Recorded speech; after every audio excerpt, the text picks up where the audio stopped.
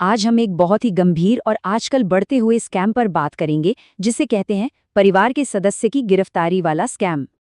जरा सोचिए, एकदम से एक घबराहट भरी फोन कॉल आती है और दूसरी तरफ से कोई कहता है कि आपका कोई अपना कोई करीबी जेल में है। क्या होगा उस वक्त? दिल तो बैठ ही जाएगा, है ना?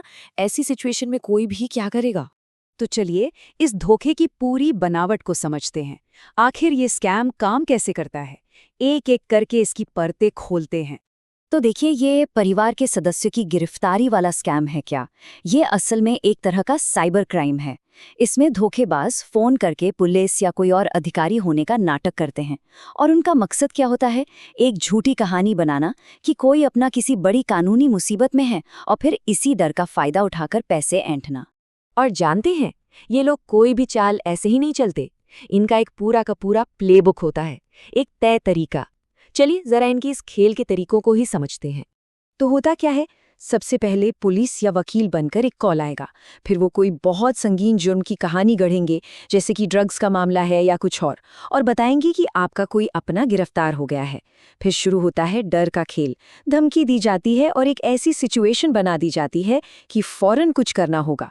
इसके बाद जमानत के लिए या फीस के नाम पर पैसों की मांग होती है और वो तब तक दबाव बनाए रखते हैं जब तक कि घबराहट में कोई पैसे दे ना दे। और इनकी एक चाल तो और भी खतरनाक है। वो अक्सर लोगों को निगरानी रखने के बहाने से वीडियो कॉल पर बने रहने को कहते हैं। अब इसका मतलब क्या हुआ?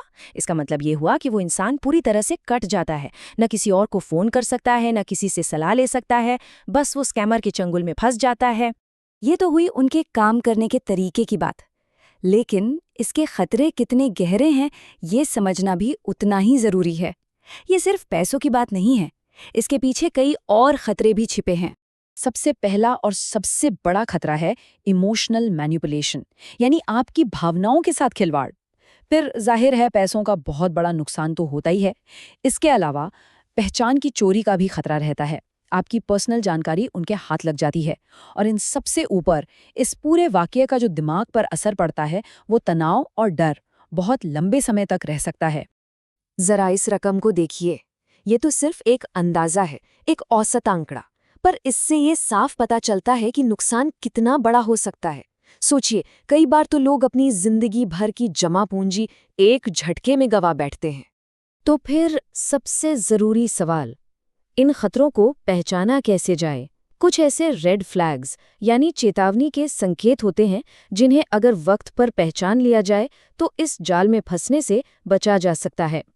फर्क साफ है अगर आप ध्यान दे तो। देखिए, स्कैमर हमेशा तुरंत पैसा मांगेगा, एकदम अभी के अभी।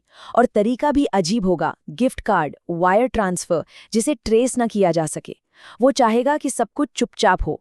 वहीं असली कानूनी प्रक्रिया में सब कुछ ऑफिशियल होता है, वेरीफाई किया जा सकता है, हर चीज का रिकॉर्ड होता है और वकील से बात करने का पूरा हक होता है। तो इन खतरे की घंटियों को पहचान लीजिए, जैसे कि अचानक से पैसे की मांग आ जाए, कोई अनजान नंबर से कॉल करके खुद को अधिकारी बताए, बहुत ज्यादा दबाव डाला जाए कि फौरन एक्शन लो, सोचो मत।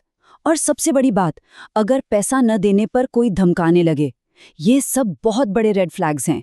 तो ठीक है, खतरे समझ लिए, संकेत भी पहचान लिए। अब बात करते हैं कि अगर ऐसी कोई कॉल आ जाए तो करना क्या है। यहाँ 5 कदमों का एक डिफेंस प्लान है जो एक सुरक्षा कवच की तरह काम करेगा। नंबर 1 और सबसे जरूरी, शांत रहें। घबराहट में कोई भी फैसला मत लीजिए। नंबर 2, कॉल को वेरीफाई करें। फोन काटिए और पुलिस स्टेशन का ऑफिशियल नंबर गूगल करके उस पर खुद कॉल कीजिए। नंबर 3, कोई भी पर्सनल या फाइनेंशियल जानकारी फोन पर बिल्कुल शेयर मत कीजिए। नंबर 4, अपने घर में अपने परिवार वालों से स्कैम के बारे में बात कीजिए, उन्हें जागरूक कीजिए। और आखिरी, नंबर 5, अगर ऐसा कोई कॉल आता है तो उसकी रिपोर्ट जरूर करें, लोकल पुलिस को या साइबर क्राइम पोर्टल पर। इस पूरी बातचीत का निचोड़ बस एक लाइन में है और इसे हमेशा याद रखना है। दबाव में आकर जल्दबाजी में फैसले न लें।